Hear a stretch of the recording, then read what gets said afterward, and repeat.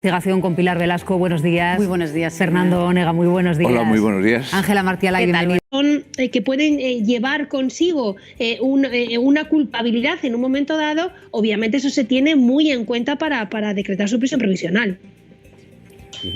Unas versiones que contrastan justo, Pilar, con la versión constante de la víctima.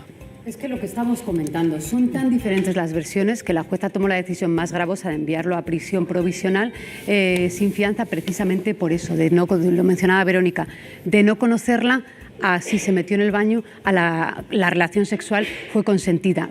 Tres versiones completamente distintas frente a una misma versión de la víctima en distintos días diferentes desde el momento en el que se produce la agresión. Nosotros sabemos desde el día 30 de diciembre que la víctima sale desencajada de la discoteca llorando con un ataque prácticamente de ansiedad y que se activa ese protocolo. La declaración, su versión ahí, su versión ante los Mossos d'Esquadra y su versión a finales de la semana pasada frente a la jueza es absolutamente coincidente y creíble. Entonces, ¿cómo no se va a tomar una medida tan gravosa, como dice la jueza en el auto, con una posibilidad de huida del país y con los recursos que tiene, que mediante un avión privado podría huir del país, ¿no? Pero además, por último, es que no es solo una versión y otra versión, es que se ha tomado declaración también a los camareros que estaban en el bar, se ha tomado declaración a las amigas de la víctima y las amigas e incluso el entorno de la discoteca. Lo que sabemos hasta ahora es que efectivamente... O que una vez que llevan un tiempo en prisión provisional sus abogados recurren y salen en libertad, pero claro, siguen siendo imputados.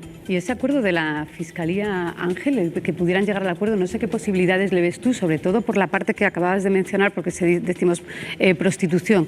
Eran brutales los delitos que hay en la causa contra las mujeres, desde ponerles una cifra 1.000, 2.000 euros a partir de la cual podían descansar, las jaulas, que yo recuerdo cuando explotaron la operación, que vimos esas imágenes donde encerraban a las mujeres en esas jaulas, no podían comer, no podían dormir, o sea, era una explotación brutal.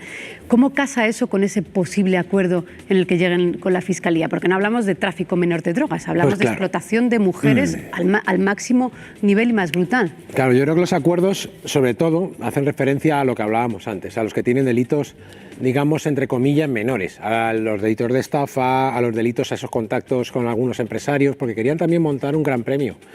En fin, un gran premio de motociclismo en Baleares. Ellos tenían ya contactos en altas esferas, por decirlo de alguna manera, pero sí, los acuerdos serán, yo creo que los va a haber y creo que serán con los que tienen menos delito y también por una motivación práctica, que todo el mundo sabe, bueno, tú lo sabes.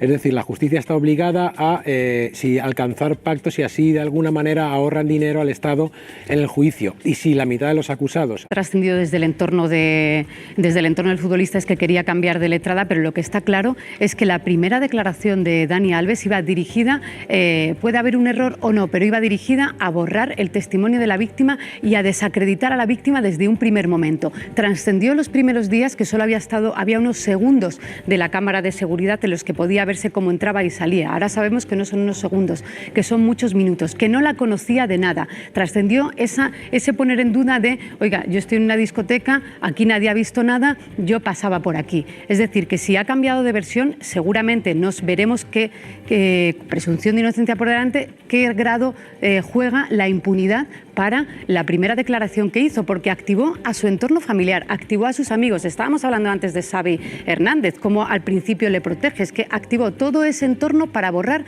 y poner en cuestión el testimonio de la víctima. Y las otras dos declaraciones surgen a raíz de que seguramente conociera que había más pruebas y más testimonios que lo presuntamente inculpaban. Claro, estábamos viendo versiones que salieron en los primeros días en los que parecía que como era en un lugar donde no había cámaras, ahí nadie iba a poder demostrar nada. Y que eran unos segundos o unos minutos. Entonces, esa era su versión y además lo que dijo en una televisión cuando él mandó su propia versión diciendo yo no la conozco de absolutamente nada. O sea, el descrédito que intentó arrojar sobre esa denuncia que hizo la víctima en la discoteca fue desde los primeros minutos y desde los primeros días. Con que la abogada no es penalista, eso para empezar, no está especializada en temas penales y quizá le viene demasiado grande todo este asunto. Seguimos pendientes de Barcelona.